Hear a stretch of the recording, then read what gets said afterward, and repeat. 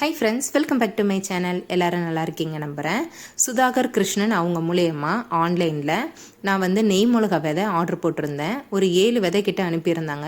7மே சூப்பராக முளைச்சிருச்சு. அதில் ஒரு செடி மட்டும் நல்லா பெருசாக வளர்ந்து இன்றைக்கி 2-3 பிஞ்சு வச்சுருக்குது. எனக்கு மிளகா பிஞ்சுகள் வச்சுருக்கு.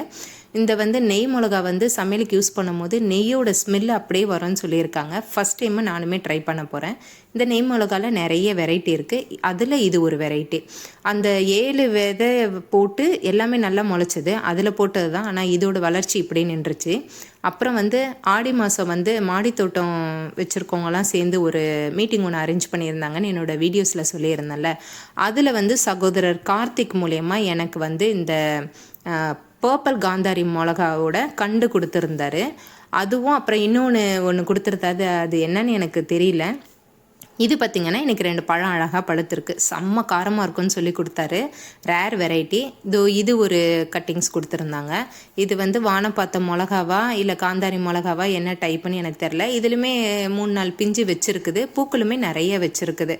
அப்புறம் பார்த்திங்கன்னா நான் சமையலுக்கு யூஸ் பண்ணிவிட்டு இந்த காஷ்மீர் மிளகா வாங்கிட்டு வந்திருந்தேன். அந்த விதையை சும்மா போட்டிருந்தேன். அது பார்த்திங்கன்னா அவ்வளோ அழகாக இன்றைக்கி எவ்வளோ காய் வச்சுருக்கு பாருங்கள். என்னமோ தெரிலங்க, என்னோடய மாடி தோட்டத்தில் இந்த மிளகாக்கு எனக்கு பஞ்சமே இல்லை. சில பேருக்கு சிலது நல்லா கை கொடுக்குன்னு சொல்லுவாங்க. என் கைக்கு நல்லா இந்த மிளகா விதையெல்லாம் நல்லா போட்டோன்னே சூப்பராகவே வருது. எவ்வளோ பிஞ்சுகள் வச்சுருக்கு பாருங்கள். வீடியோ பிடிச்சிருந்தா லைக் பண்ணுங்கள். பாய்.